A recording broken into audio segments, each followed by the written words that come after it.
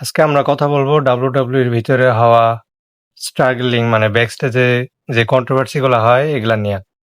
তো বর্তমানে ডাব্লিউডাব্লিউ থেকে নিউজ আইতাছে যে ডাব্লিউডাব্লিউ এর ভিতরে পাওয়ার স্ট্রাগলিং নিয়ে কিছু কাহিনী চলতেছে আর কি। তো এই কাহিনীগুলো কেডা করে, মানে স্ট্রাগলিংটা কি, পাওয়ার স্ট্রাগলিং যে ডাব্লিউডাব্লিউ এর বড় বড় যেগুলো সুপারস্টার আছে তারা নিজের স্পোর্টটার উপরে আনতে চায়, যেমন কেউ চ্যাম্পিয়ন হইতে চায় বা কারো পাওয়ার বেশি দরকার, এটাই আর কি পাওয়ার স্ট্রাগলিং বলে। কেউ কারো মানে কেউ কারো নিচে থাকতে চায় না, এটাই। কিন্তু আগে তো মনে করেন ডাব্লিউডাব্লিউর ভিতরে যখন ভিন্স ম্যাকম্যান ছিল তখন সেই রাজা ছিল, সেই মনে করেন যা বলতো সবাই তার কথা মানা লাগতো, মানে এক কথায় হেড টিচার বলতে পারে, স্কুলে যেমন হেড টিচার থাকে তেমন ছিল, তাই কেউ কিছু কইতে পারে না। কিন্তু এখন তো মনে করেন ট্রিপল এইচ ডাব্লিউডাব্লিউ চালায়, সে সবাই ফ্রিডম দিছে, এখন সবাই তো মনে করেন নিজের মন মতো চলাফেরা করে আর কি। এখন সবাই নিজেরটা আর কি দেখতেছে যে কে কার আগে যাইতে পারে, সবার ভিতরে একটা চ্যালেঞ্জ যে আমার উপরে যাইতে হইব, আমার এটা করতে হইব, আমার এটা করতে হইব। তো এটাই আর কি, এটাই পাওয়ার স্ট্রাগলিং বলে। তারপরে কথা বলবো যে স্যামি জেন স্যামি জেন যে ডাব্লিউডাব্লিউ চ্যাম্পিয়নশিপটা জিতছে আর কি কোডির কাছ থেকে, জাস্ট মনে করেন নিজের টাইটেলটারে এত সুন্দর করে নিজের কাছে রাখতেছে যে নিজের সন্তানদের মানুষ নিজের কাছে যেভাবে রাখে ওইভাবে রাখতেছে আর কি। তো তারপরে আরো যেটা নিউজ আছে আর কি, কয়েকদিন আগে আমাদের চ্যানেলে আমরা বলছিলাম যে ব্রক লেসনার আইসা স্যামি জেনটা হারাই দেব মেডিসন স্কোয়ার গার্ডেনে তাদের একটা ম্যাচে।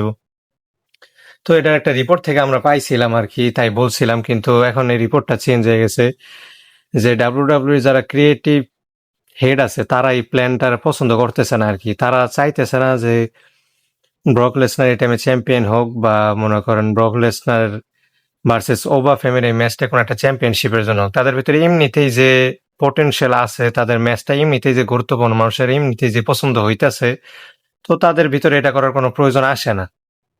তারপরে আমরা কথা বলবো যে স্যামি জাইনের যে চ্যাম্পিয়নশিপটা আছে এটার কয়দিন মেয়াদের হইব। আমরা নিশ্চয় এখন জানি যে এখন ট্রিপল এইচ এরা এরা না কয়ে ওরা লেওরা কইলেও চলে।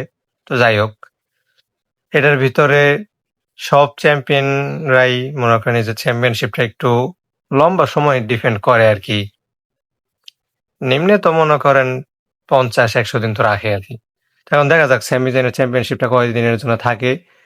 আর সামনের মানডে নাইট রতেই কোডি রোড ভার্সেস চ্যাম্পিয়ন, মানে কোডি রোড ভার্সেস স্যামি জাইনের যে চ্যাম্পিয়নশিপ ম্যাচ হইব এটার ভিতরে কে জিতে আর কি। তারপর কথা বলবো আমরা Roman Reigns versus Oba Femi. তো ডাব্লিউডাব্লিউই চাইলেই কিন্তু Roman Reigns versus Oba Femi করতে পারতো, কারণ Oba Femi king of the ring হওয়ার আগেই বইলা দিছিল যে সে রোমান রেঞ্জের পিছনে আসবে, আর সে তো কিং অফ দ্য রিং এর উইনারও হয়ে গেছে, তো কি জন্য আসলো না।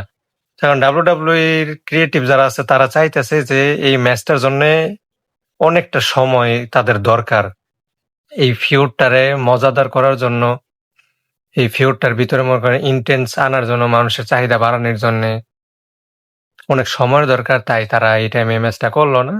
দেখা যাক এখন সামনের বছর রাসেলমেনিয়া 43-তে এটা হয় কিনা। বাকিটা তো রকের উপরে নির্ভর করে, রক আসবো কি আসবো না।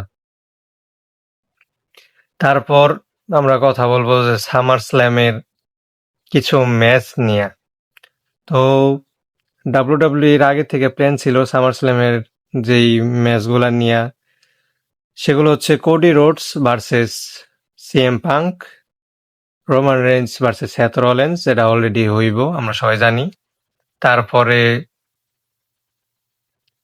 গুন্থার ভার্সেস রয়েস কিস, এই ম্যাচটা হওয়ার সম্ভাবনা কিরকম তা আপনারা জানেন।